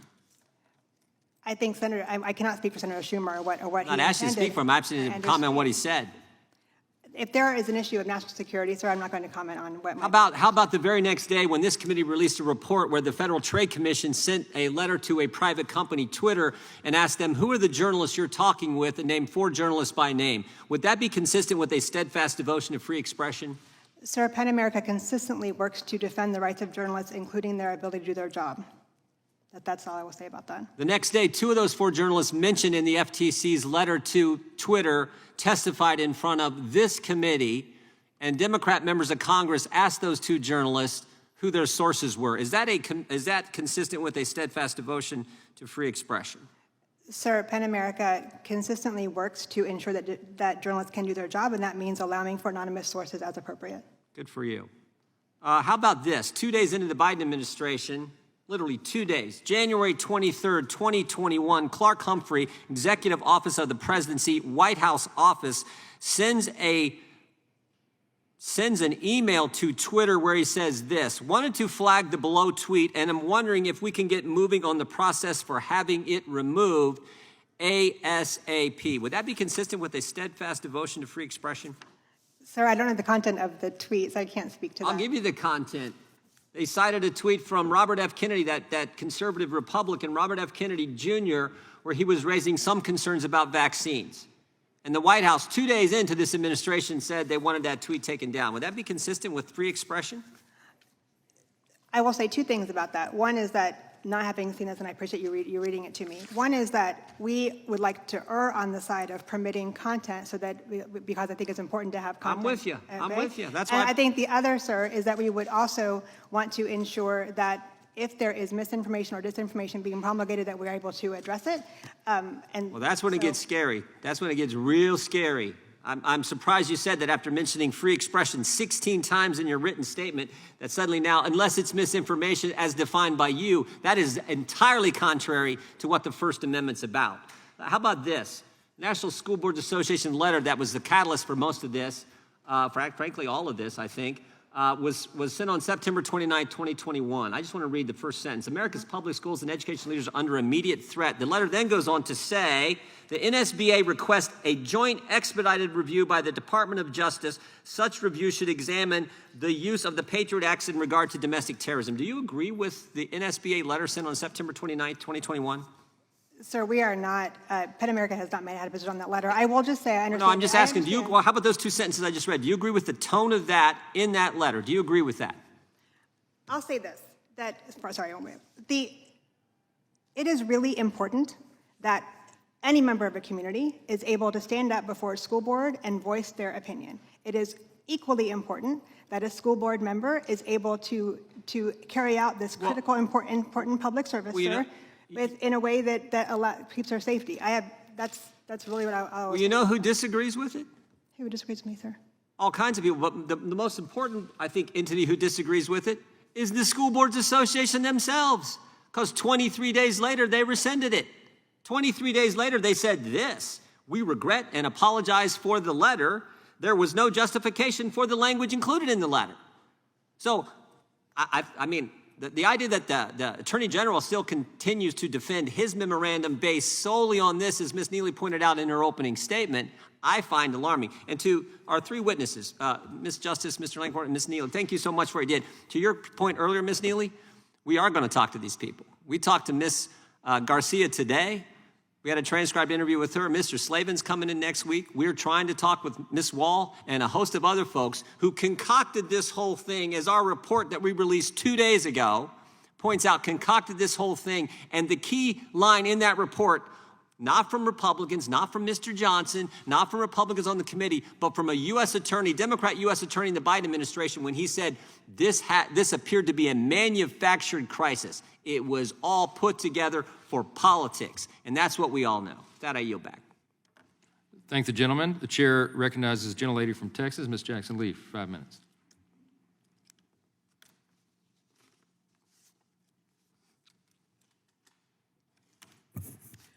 When I think of education, thank the gentleman for yielding, I think of children. And I just left the floor in the midst of the discussion of legislation H.R. 5 that is labeled Parental Bill of Rights. And even in that debate, I refused to engage in who was more for parents than who was not for parents, who had the upper hand, friends on the other side of the aisle or Democrats. I did speak for myself and what I believe is the view of Democrats who happen to be parents as well, that the rights of parents are paramount, but the rights of children and teachers and even support staff, all who contribute to the education of our number one priority, our precious priority, and that is our children. And so I think as I look at this particular hearing, in the back of my mind, I'm wondering, what cause are we here for? Are we trying to enhance a greater opportunity for our children to be educated, to be safe and secure? And when I think of where we are in this hearing, I would wonder whether or not the vast majority of everyday Americans would think that they could not be heard, that parents could not be heard before school boards. And we know that they have the right to debate vigorously all aspects of any disagreement that they may have with the school board. I'm not sure why the letter that was sent was then withdrawn. May have been some form of intimidation. Who knows? But it is hypocritical to complain about the federal government chilling parents' free speech while cheering on book bans. If the majority is truly concerned with protecting free expression, then it should focus on the efforts of some Republican state legislators to ban books. I was just on the floor with a book about Professor DeGrasse That book, he is a astrologist, banned book. Looks like a lovely book to me with pictures. A story about Nelson Mandela that brought together South Africa peacefully after a tumultuous civil war. Banned book. Diversity, equity, and the inclusivity, banned by the governor of the state of Texas. We should all be free to speak with free expression.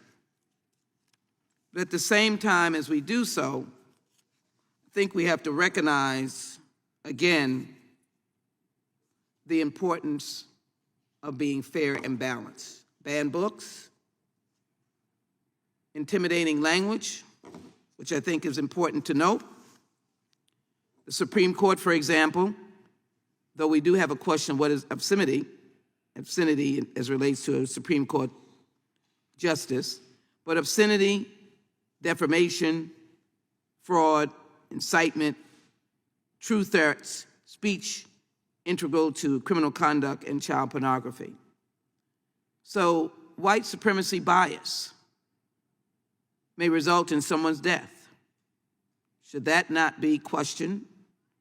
Not eliminated, but if it results in someone's death or assault, it is destructive. So, Ms. Johnson, in acknowledging the other witnesses, and I appreciate your presence here today, I do want to hear your answer that you have probably repeated before. This is in the backdrop of board members being viciously attacked by words by very angry parents in the midst of the pandemic. Most of that was there. How do you frame the value of free speech juxtaposed against the safety of individuals who are in responsible positions who likewise have rights? Thank you for the question. I think it's important to have both.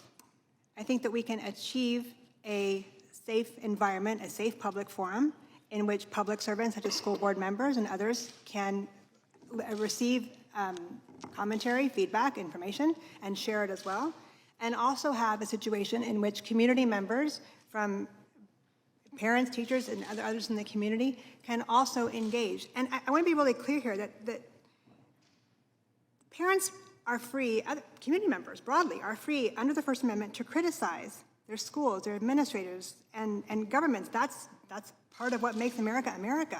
And they can do so even in offensive and vitriolic ways, but there is a limit, as we know, and that is when we are talking about incitement or a true threat. So I do believe that we can have both, and we should have both. I think it's critically important that we do. Gentlelady's time's expired. The chair, thank you. The chair recognizes the gentleman from North Carolina, Mr. Bishop. Thank you, Mr. Chairman. Ms. Johnson, I'm interested in pursuing that a little bit. The chairman titled this hearing, Free Speech, the Biden Administration's Chilling of Parents' Fundamental Rights. And of course, talking about the Attorney General's memo, folks on the other side of the aisle have been interested in talking about what you describe as book bans and educational gag orders. I just wonder, and of course you're free to put anything you want to in your testimony, but did you consider that the subject, the Attorney General's memo, well, let me ask you this way, did PEN America condemn the Attorney General's memo?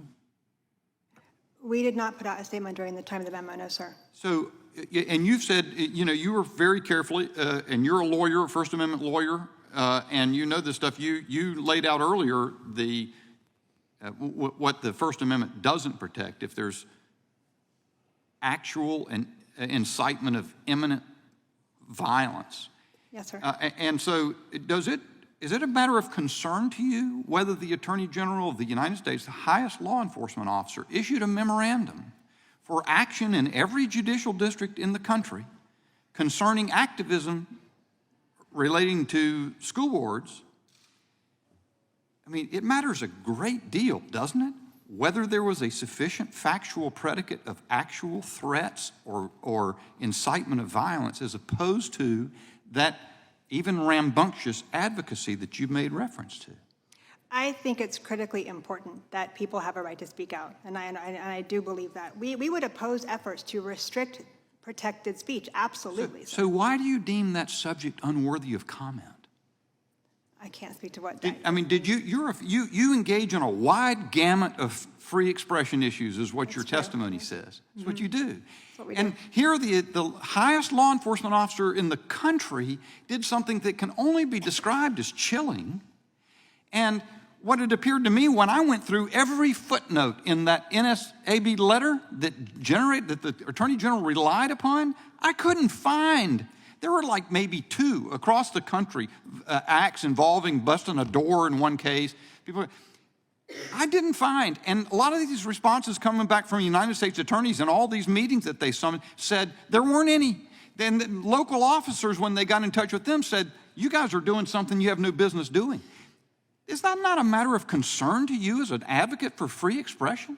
I appreciate the question, sir, and I'm happy to go back and look at it. I cannot tell you at this moment why. So for whatever reason, it didn't arise to a level of significance for you. Not enough to talk about in your testimony anyway, right? No, sir, I wouldn't put it that way. I would put it in the way that we are really focused on ensuring that people do have the right to access, and we have been focused, as you know, and as my testimony reflects, about this wave of censorship that's happening at the state and local level. It does not mean we don't care, sir. All right. But How I about appreciate this the question. Have you read the Twitter files? I'm sorry? Have you read the Twitter files? Not familiar with that? You know about Matt Taibbi and Michael Schellenberger and the others? Okay, I'm sorry. They've issued they describe the use of the FBI, the Department of Homeland Security, the Cyber Infrastructure and Security Agency, the Global Engagement Center at the State Department, the ODNI, the CIA, to act directly with social media platforms and through private so-called disinformation researchers. I noticed on PEN America's website, you guys talk a lot about reacting to disinformation. On the pretext of reacting to disinformation, they got with social media companies, they took down millions of social media posts. And then they used things like Hamilton 68 that purported to tie them to Russia. It was all BS. Is that not a matter of concern to you? Sir, I can go back and take a look at what we've actually done. I mean, that's extraordinary. That's what I'm saying. So, and I think what's interesting in this, where we are in this, the subcommittee on weaponization, which is not this committee, is that you took pains to say that your organization, it doesn't care about which side of the aisle it's on, that the free expression ought to be of concern to everybody. We're talking about, as one witness called it, the largest censorship exercise in the history of the United States government. And that wasn't the subject that you chose to talk about either. Are you a partisan, or are you just interested in free expression on, across the political spectrum? Sir, we are a nonpartisan organization, and we have engaged in a lot of defense of people from both sides of the aisle, from our campus free speech to looking at protest rights. We are definitely engaged on this from a nonpartisan perspective. I do appreciate the question. I'm more than happy to take a look and respond for the record, but at this point, I just don't have the response on those particular, on the Twitter files right now. I hope we can all get together, because I think they're really important issues, and they don't matter what your party is, and I hope we'll cover a lot of ground on those subjects. Mr. Chairman, my time's expired. Thank you. Chair recognizes the gentleman from California, Mr. McClintock, for 5 minutes. And I agree with Mr. Bishop. I think we're arguing past each other on a lot of the points that have been made today. And this hearing specifically calls into question the use of government authority to intimidate parents who petition their elected school boards. Now, surely the Democrats are not arguing in favor of this practice. I think what they're questioning is whether this is actually happening. And yet we're hearing not only from parents who are on the receiving end of this practice, but also whistleblowers within the FBI who are telling us this is exactly what is happening. The ranking member assures us, well, it's no problem. Nobody's actually been prosecuted, let alone convicted. Well, wait a second. If no one's been prosecuted, that tells me that the allegations of inciting violence are completely false. Not a single allegation is true. The insidious thing about the ranking member's comment is that intimidation doesn't require prosecution, only the threat of it. How terrifying to come to your local school board meeting, strongly express your opinions over matters that fundamentally affect the upbringing of your kids, only to get a call from the FBI the next day asking about everything you said, your political and religious views, and whether you own a gun. These facts speak for themselves. Every person, regardless of their political viewpoint, can understand how intimidating and terrifying and chilling such an experience could be. Now, I know Tea Party activists who were singled out for intimidation by the IRS under the Obama administration years ago who still won't go near politics out of fear. If the Democrats are actually defending such a practice, then they have completely removed themselves from the fundamental principles of a free society that define Americans as a people. I can't believe that's true of any but a lunatic fringe in their party. Now, the Democrats shift to a question's more complex elements, and that's who has the right to direct the education of their children. Well, I think that should be pretty clear. Parents have that right and responsibility to determine how their children are raised and what ideas they're exposed to and what ideas they're not exposed to. The conflict arises when parents in a school system have different views on that subject. A Marxist family may want their children schooled in their viewpoints. A conservative family may want something very different. Full school choice, of course, would resolve that conflict completely. But when parents don't have that choice, their wishes have to be expressed through an elected school board. A liberal enclave may have different views on curriculum than a conservative one. That's why we have local school boards and why we ought to hold sacred the right of parents to petition those school boards. I thought Ms. Johnson put it beautifully in response to Mr. Kiley. She says, quote, "As a parent, there are some books I would not want my children to read." Well, parent to parent, I'll defend your right to make that decision for your children and hope that you would defend my right to make it for mine. That's not book banning, that's just raising our kids according to our own best lights. Now, once those children reach the age of majority, well, then that's a whole different matter. Then the right of parents to control their child's upbringing passes to their offspring. Institutions of higher education have the right to choose what to include, what not to include in their curricula, and college students can choose among them. Let me just pause right there. Is there any disagreement across the spectrum on these principles? Well, good. Then I think we've reached agreement on everything except maybe a few members in the minority. I think censorship over any ideas that grown-ups choose to pursue and express are antithetical to a free society. At that point, Jefferson's maxim takes hold that I've sworn eternal hostility to every form of tyranny over the mind of man, and I think that all of the panelists here would agree with that. I've got 2 grown children. They're very independent, very different in their viewpoints, and I'm very proud of both of them. And I want them to live in a country where they feel entirely free to express their views without censorship or fear of official retribution or a knock on the door from the FBI because they expressed a viewpoint that upset some elected potentate, and without anyone telling them what they can or cannot read or think or speak. So if we're all in agreement on that, Mr. Chairman, I think this has been a successful hearing. Thank you. The gentleman from yielding back. The chair recognizes myself for 5 minutes. I'm playing cleanup here, and let me address a couple of things. First, in response to the question and answer provided earlier, the NSBA letter, the National School Board Association letter, dated September 29, 2021, does indeed specifically equate the actions of concerned parents at school board meetings with domestic terrorism. Here's the quote from page 2 of that letter. "These actions could be the equivalent to a form of domestic terrorism and hate crimes," unquote. I'm going to read you one other excerpt, and this is also from page 2 of another document.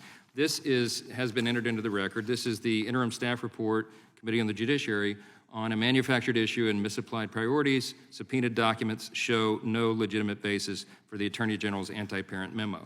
The excerpt I'm about to read you, I think, explains the why, because a lot of people have wondered why. Why would the Biden administration and the Department of Justice act when it did on that infamous now school board memo? Quote, page 2. "The documents received pursuant to this committee's subpoena show the absence of a legitimate nationwide basis for the Attorney General's directive to insert federal law enforcement into local school board matters. The documents also shed light onto how the administration worked with education special interests to generate the predicate for the Attorney General's directive. It appears from these documents and the information received that the administration's actions were a political offensive meant to quell swelling discord over controversial education curricula and unpopular school board decisions. The Attorney General's directive, here it is, came just weeks before a pivotal gubernatorial election in Virginia, in which education policies were hotly debated and a local school board's actions were under intense scrutiny. The inference from the initial tranche of subpoenaed documents is that the Justice Department's actions were a reaction to these political circumstances rather than a legitimate law enforcement response to any serious nationwide threat. The administration's goal seems to have been silencing the critics of its radical education policies and neutralizing an issue that was threatening Democrat Party prospects in the close gubernatorial race in Virginia. This weaponization of law enforcement powers against American parents exercising their First Amendment rights is dangerous. The Justice Department subjected moms and dads to the opening of an FBI investigation about them, the establishment of an FBI case file that includes their political views, and the application of a threat tag to their names as a direct result of their exercise of their fundamental constitutional right to speak and advocate for their children, unquote. I've got 2.5 minutes left. I want to ask each of our gracious witnesses, Mrs. Neely, Mr. Langhofer, Ms. Justice, I'd ask each of you to answer quickly one or both of these questions. One, what would you like to say to those who don't see parental rights as something that needs to be fought for? Or two, what do you think are the next big challenges your groups and all of us may face in the battle to protect parental rights? Ms. Neely, I'll start with you. The chilling of parental rights is absolutely clear. Mr. Langhofer and I used to sue over campus free speech issues, and what we found through bias response teams is that it wasn't just the prosecution of one student. It was telling one student, getting one student in trouble for something that they may have said, often constitutionally protected speech, that then sent a message to every single other student on campus, or in this case, K-12 schools, who holds the same opinion. You say that thing out loud, we'll come for you too. There is a reason there are not as many protests on college campuses these days, because students are not inviting controversial speakers whatsoever. We saw what happened to Judge Duncan 2 weeks ago at Stanford Law. I doubt that there will be very many Fifth Circuit judges invited to speak at law schools in the future, and that will be to the detriment of America's children. I interviewed Judge Duncan, my former colleague, on my podcast, and he had a lot to say about that. Mr. Langhofer.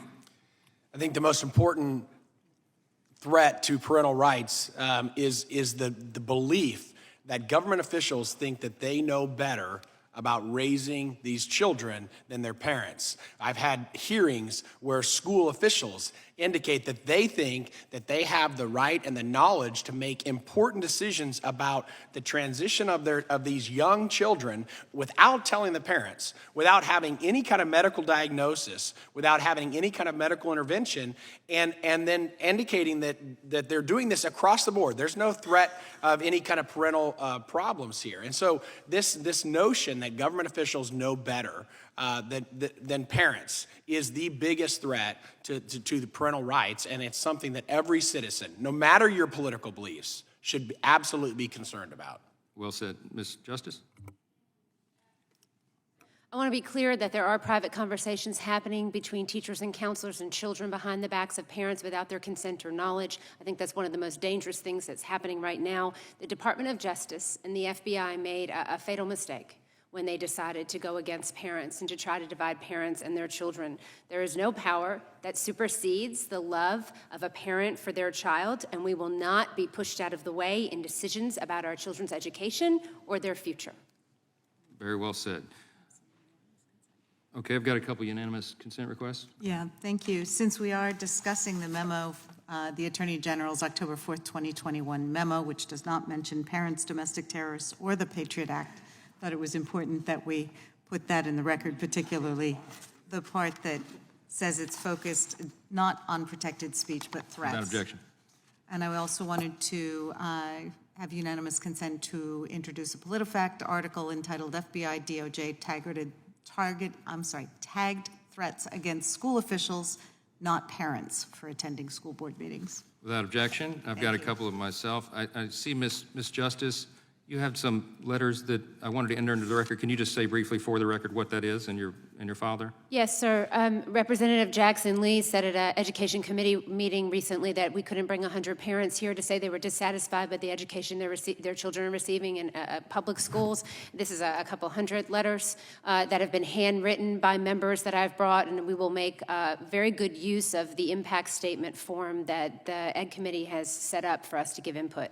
Thank you for doing that. Without objection, we enter that into the record, and also enter into the record for Mr. Langhofer and my own benefit. This is an article from Bloomberg dated September 7, 2017, entitled Southern Poverty Law Center Gets Creative to Label, quote, hate groups, subtitled Principled Conservatives Are Lumped Together with Bigots.